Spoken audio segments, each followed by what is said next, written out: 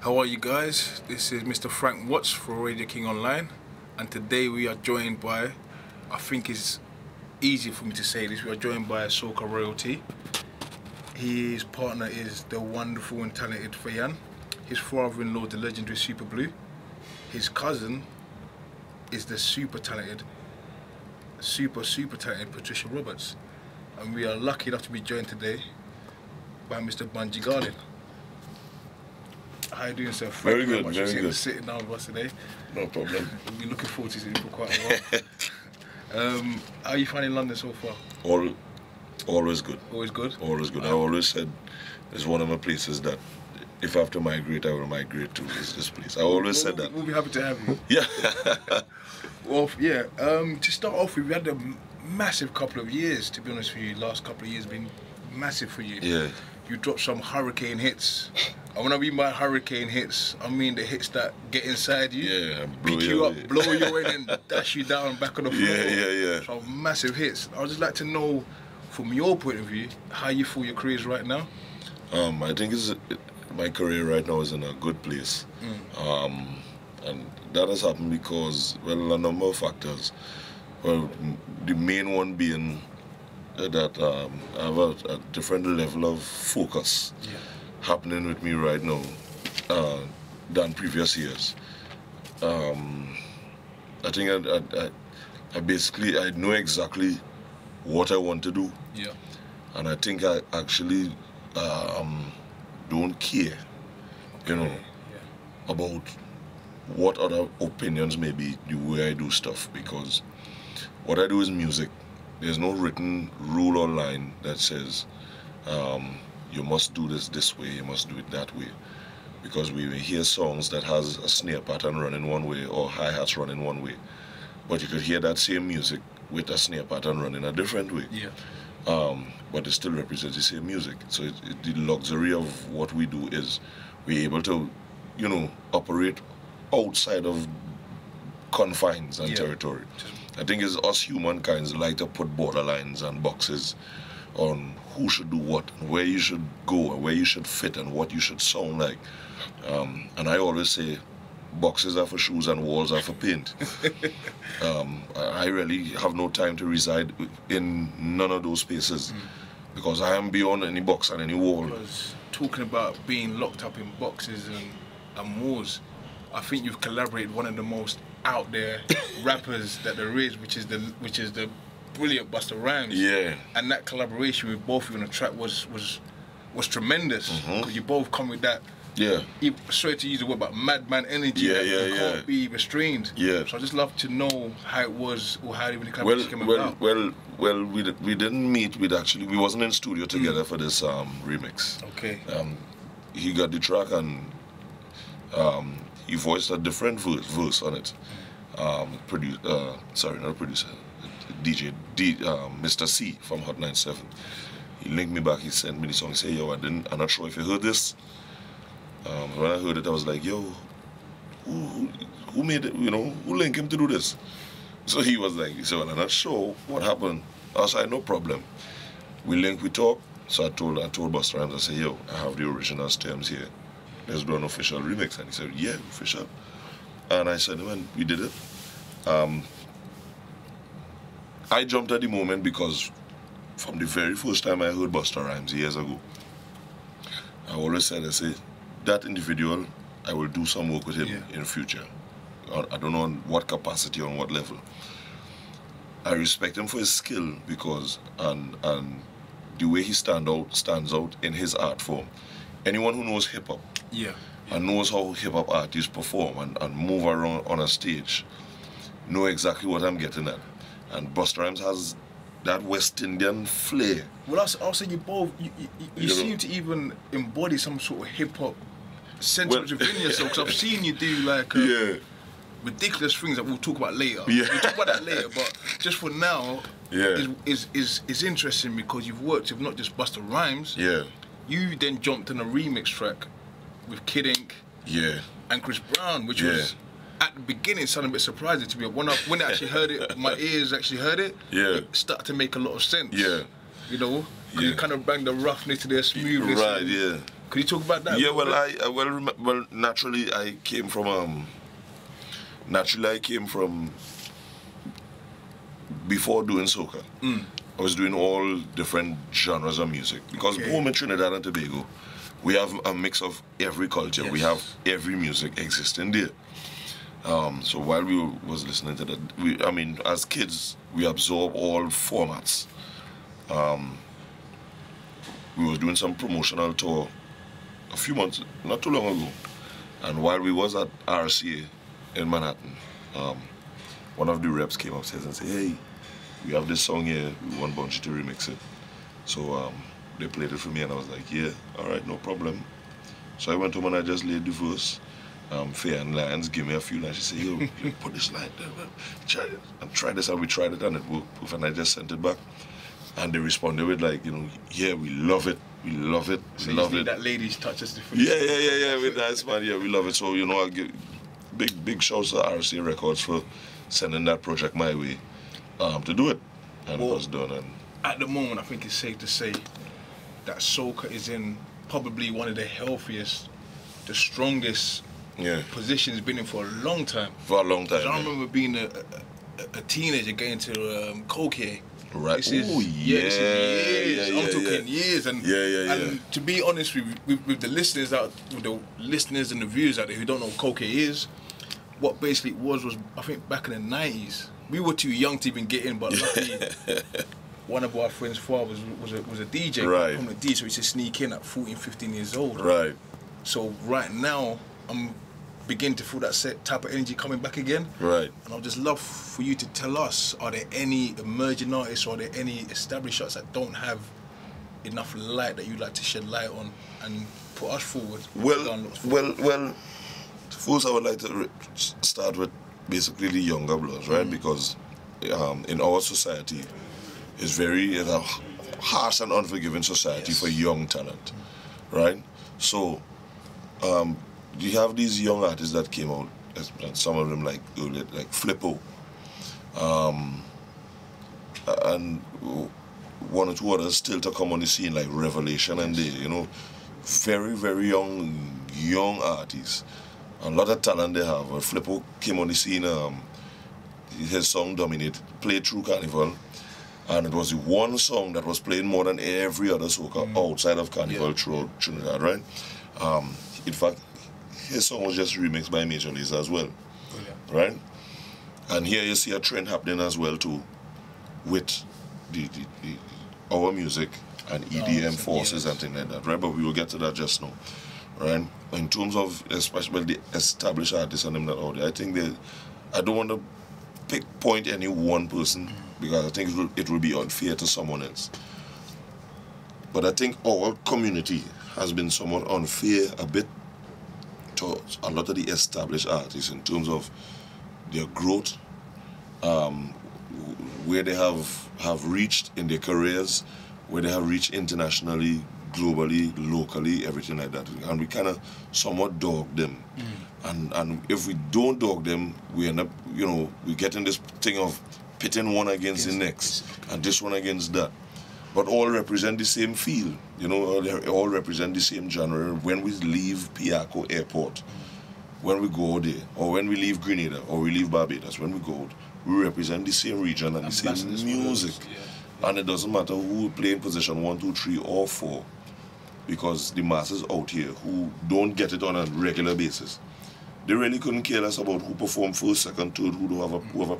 They just want to know that when we come out tonight, we get that music that we missed for a whole year, that we have to wait until we come home next year and we actually getting it now. We want to enjoy it right now to the fullest, right? And that's the reality that we are faced with. And this is quite a contentious point because you touched it just now, that how almost I think it's more I don't want to blame the media, but it seems as they want to create some sort of conflict between you and the talented Mr. Machel Montano, and I would just like to know, is there a love-hate relationship or is it all love? Just if you could just clear that out once and for the fans. No, I wouldn't even say it's a love-hate relationship, right? Right, I just cool, he just cool. You understand what I'm saying? Yeah, I just cool. no love-hate relationship or anything. At the end of the day, I have my point of views of and the way I want to get things done, and the way I view things and the way I see things.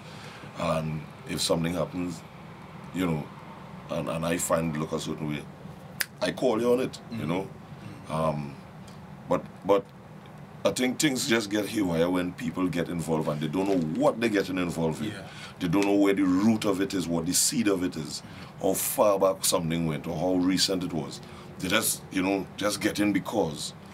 And that causes a lot of problems, and people must investigate what they're getting involved in before they get involved.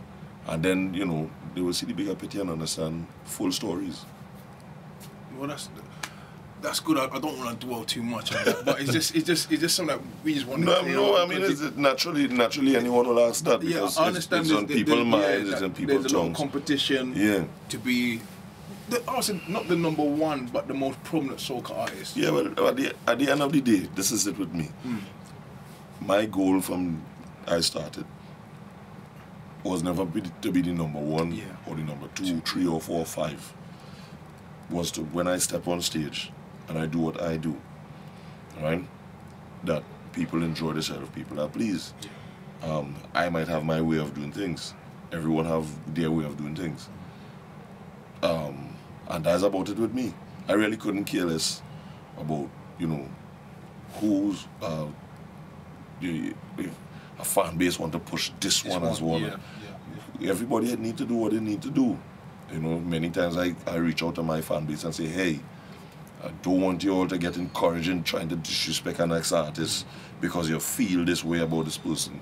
I said, because if I see you on Twitter, or rightly just, you know, you're going to disrespect another artist because you feel a particular way, I said, I will jump in and defend them. Well, I think that's really good of you to do that, because not a lot of artists might even stoke that up.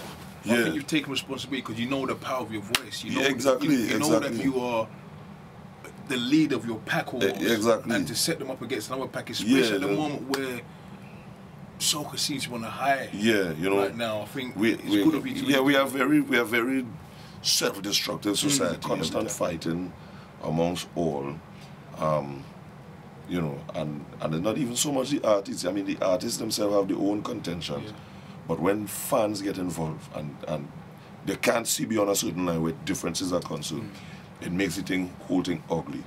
And we as the leaders of our guild, I would say, we need to step in and say, hey, all right, me and this person and I, we have a problem, but don't get involved. You don't know the depths of it. I appreciate that you want to defend this or you want to defend that, but just leave it alone. We'll work it out, you know. If it could work out, we'll work it out. And so it goes, but I guess eventually all them things will get there. The main focus right now, as the music is moving, is for everyone to gather their strength and energy and push forward. Whichever artist you want to push, but just push. What would kill all controversies, what would destroy all rumours and bury all the myths, would be, I think, what the fans clamour for, would be a collaboration. Would that be ever be in the works? He has reached out to you on. I wouldn't say that mean anything because look, years ago when Bounty Killer and Beanie Man was clashing, and they did a collaboration, and look at what happened right after that. True. And then they came close again, and look what happened after that. You know, same thing happened with artists in hip hop, same thing happened with artists in rock and R&B, and you see, I think what happens with a lot of people is that, and especially us, I think we always look for the short way out, the shortcut out. And we don't genuinely want to work towards something. So in everybody's minds, to appease any situation, the best thing to do is a collab. You do a collab, then what? You know, you do the collab and your heart heavy. It means nothing to you when you do it. You know. So you're doing it for the fans, yes, but would my fans want me to give them something fake, or do they want something real? And if it's not real, then I'm leaving it alone, right? I told someone recently, these kind of situations, you don't normally or naturally just resolve it through music, because you grab the microphone, you sing this song together, and when you go off the stage, you still have something in your mind. You still have something in your heart. This is something where spirits have to connect, whether it be behind closed doors or in your own environment, and say, hey, and you spend like 4 hours or 5 days or 5 years working on it and get it together. It happens with families, you know, with flesh and blood, you know, so it ain't no difference with music. You understand what I'm saying? So, I heard that cry many times already, you know, and, you know, and to me, in my mind, that ain't gonna resolve nothing. And especially if you can't look at someone eye to eye and say, you offended me this time, or I offended you this time, I'm sorry. You offended me this time when you did this, sorry for doing that. If we can't do that, it makes no sense. Well, I hope you don't mind. if I look into the camera and do this, Mr. Machel Montano, could you please pick up the phone and make the phone call, and please, let's just get talking. Quickly, to swiftly move into a whole different direction, is that you have just been getting these hip-hop artists, I think they just love your vibe, or they just love your flow, love your aura, or they just recognize the hip-hop in you. Yeah. Because I've got a secret out there. I know there's hip-hop in him. Yeah. And I'm going to tell the fans how I know this, but I'm going to keep that under my hat for a little bit. Yeah. But just could you explain how you got ASAP Ferg, one of the... Well, we were on the road. We was on the road for Trinidad Carnival this year in Tribe. He was in Tribe as well. Yeah. In fact, it was him, Trinidad James, Jillionaire, Kardinal Offishall, myself. A whole squad of us was just moving, you know, together in the band. And we link and we, you know, and like 3 days later, he sent me a project for him, for one of his projects. Yeah. That you'll hear about very soon in time. And then I had, when those guys, Doc and Jess, they did the trap mix for Chuck and Joe. Yeah. You know, and, you know, Ferg is trap lord. Yeah. I was like, okay, this bongs, you know. And I was actually gonna spit some verses on it. And then I was like, wait, but I already sing the original version. You know, we have one remix with Kardinal Offishall. I said, all right. So I sent it to Ferg, and he was like, hey, no problem, I like this. I'll do this for you right away. 2 verses, and he sent it back. I think we connected because, of course, he has Trinidadian roots, right? Yeah. But before I sent him Truck on the Road, he asked me for Carnival to Banca. Okay. He asked me to send him the TV track, so he wanted to do a freestyle, whatever on it. So I sent it to him, and he put it up on SoundCloud and whatever, and we started linking from there. And we talk a lot right through, you know, he always hit me up. He said, B, you know, you're doing real good, and you know, we just have a nice connect. Yeah. You know, so we performing actually. I can't say the date and place yet. Come on, there must be a little. All right. There must be a little. Well, I can say the date. August 25th. Yes. And I can't say the place as yet. Okay, the place will make their own announcement, right? Good.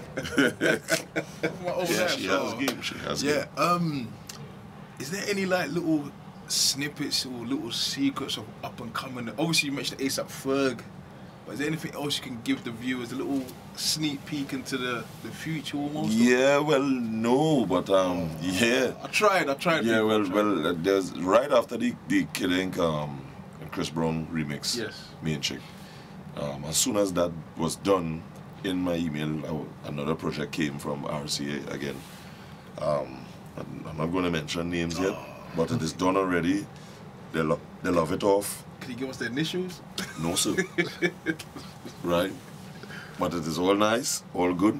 But beyond that, we have collaborations that is finished recorded, is actually mixing and editing right now. Myself, Junior Gong, like I'm working on with Kardinal Offishall right now. You know, and some crazy works with Jillionaire out of Major Lazer. Yeah. And of course Fire as well too. Yes. In fact, as soon as I leave the UK and I hit Trinidad, I have a project to finish for Fire to get off the ground. Crazy things, trust me. That Fire business, mad.